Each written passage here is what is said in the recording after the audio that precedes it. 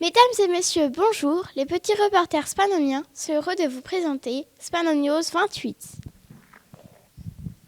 Voici les titres de notre actualité.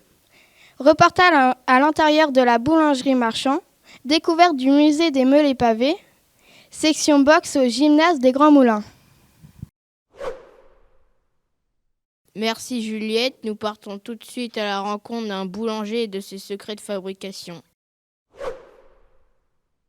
Bonjour, nous sommes aujourd'hui devant la boulangerie Marchand. Nous allons leur poser quelques questions pour vous renseigner. Bonjour monsieur, aujourd'hui nous allons vous poser des questions voilà. Tout d'abord, nous allons vous poser combien y a-t-il de clients par jour C'est une bonne question. Le nombre de clients exact, on ne peut pas l'estimer. Par contre, nous, on connaît les quantités de pain qu'on fait, mais pas du tout le nombre de clients. Alors, quelle quantité de pain faisiez-vous par jour ? Alors, aujourd'hui, par exemple, on fait environ 600 baguettes. C'est pas mal. C'est pas mal.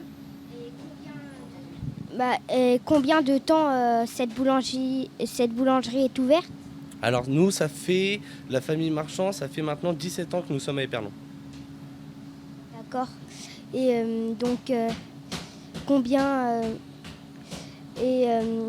vous faites que des baguettes ou d'autres choses ? Alors, en partie boulangerie, nous avons plusieurs variétés de pain. Nous avons la festive, qui est une spécialité de notre meunier. Nous avons les baguettes, les pains de tradition. Et après, nous avons toute la partie pâtisserie également. Où se trouve la partie pâtisserie ? Alors, la partie pâtisserie est juste à côté de la partie boulangerie, hors champ de la caméra, mais juste ici.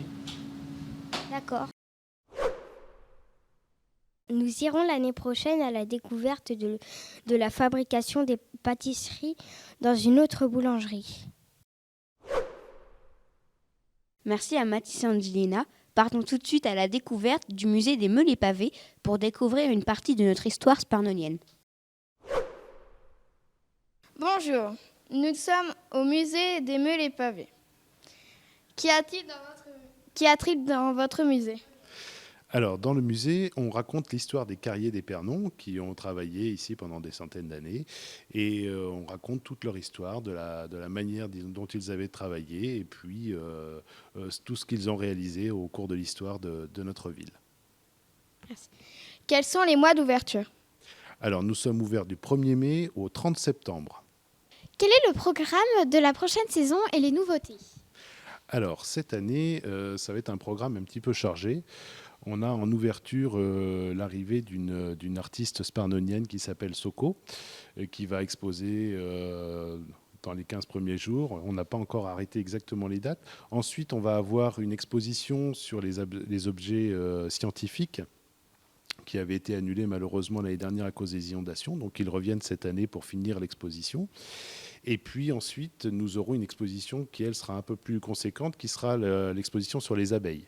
Alors, sur l'exposition sur les abeilles, on aura une ruche pédagogique qui sera installée dans les extérieurs du musée, où on pourra voir comment évoluent les abeilles dans la ruche et pouvoir observer comment elles travaillent à l'intérieur. Voilà, vraiment juste à côté de la ruche. Voilà.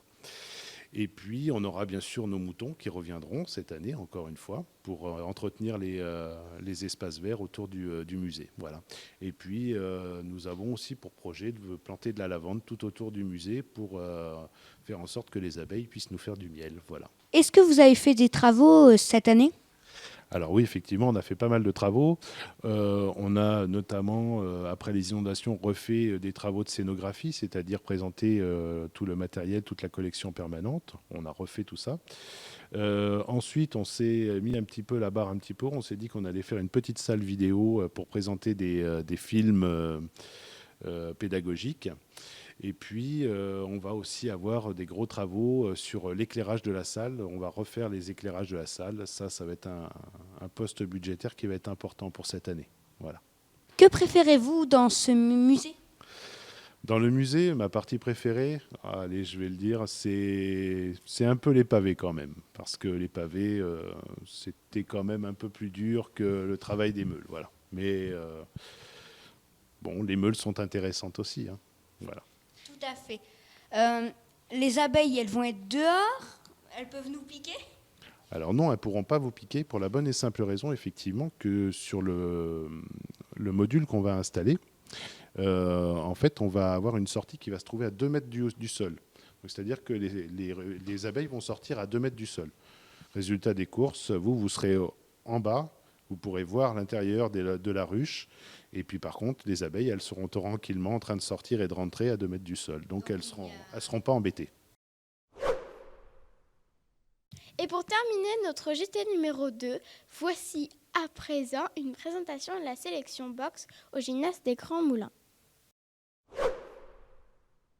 Bonjour, nous sommes ici aujourd'hui à l'espace sportif de Grands Moulins pour nous renseigner sur la section boxe. Quel sport pratique-t-on ici ? Alors ici, on pratique la boxe française et la boxe anglaise. On pratique aussi des sports de renforcement musculaire, de fitness pour les femmes aussi également. D'accord. Combien avez-vous d'adhérents ? Cette année, on est à 123 précisément pour le moment, mais on attend encore quelques inscriptions. D'accord.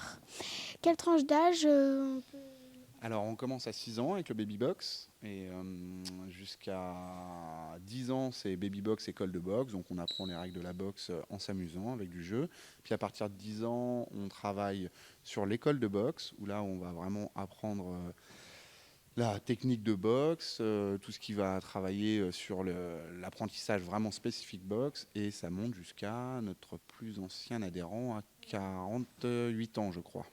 Pourquoi pratiquer la boxe par rapport à un autre sport ? Parce qu'on aime ça, parce que c'est un sport qui est très intéressant, qui est très technique, qui est très varié et qui est très physique aussi, donc ça permet de bien se dépenser. Et puis après, quand on aime l'opposition, c'est très sympathique. Maintenant, c'est un sport comme un autre, chacun a son préféré. Moi, j'aime beaucoup la boxe et j'encourage tout le monde à venir faire de la boxe avec nous. Y a-t-il des compétitions ? Oui, bien sûr, il y a des compétitions. On a 2 formes de compétition en boxe française. On a la compétition en assaut, plus pour le côté technique. Donc là, on va travailler sur de la touche, il n'y a pas de puissance. Et après, on a le combat, où là, on va chercher l'efficacité et on met toute la puissance dans le coup pour essayer de mettre l'adversaire hors combat. Parlez-nous du gala de 2017. Alors, on va effectivement organiser un gala en 2017, le 25 février. Ce sera un gala de boxe combat. Donc, on aura des tireurs du club et d'autres tireurs des environs qui vont venir s'exprimer sur le ring et qui viendront donc faire le spectacle en combat de boxe française exclusivement. Que diriez-vous à un enfant qui n'oserait pas venir ? Qu'il faut venir, qu'on s'amuse beaucoup et qu'il n'y a pas de risque de se faire mal. Donc, le principe, c'est vraiment là, de venir s'amuser, d'apprendre la technique et de se faire plaisir. Donc beaucoup de plaisir à la boxe. Merci. Merci. À très bientôt pour un prochain numéro de Span News 28. Mettez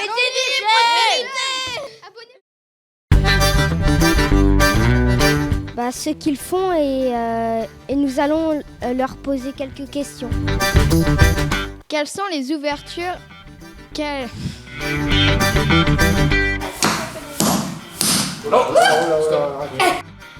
Bonjour, nous sommes ici aujourd'hui à l'espace des Grands Moulins. Oh non, Regarde, on a encore un petit shoot du ring si tu veux, et après on va y aller.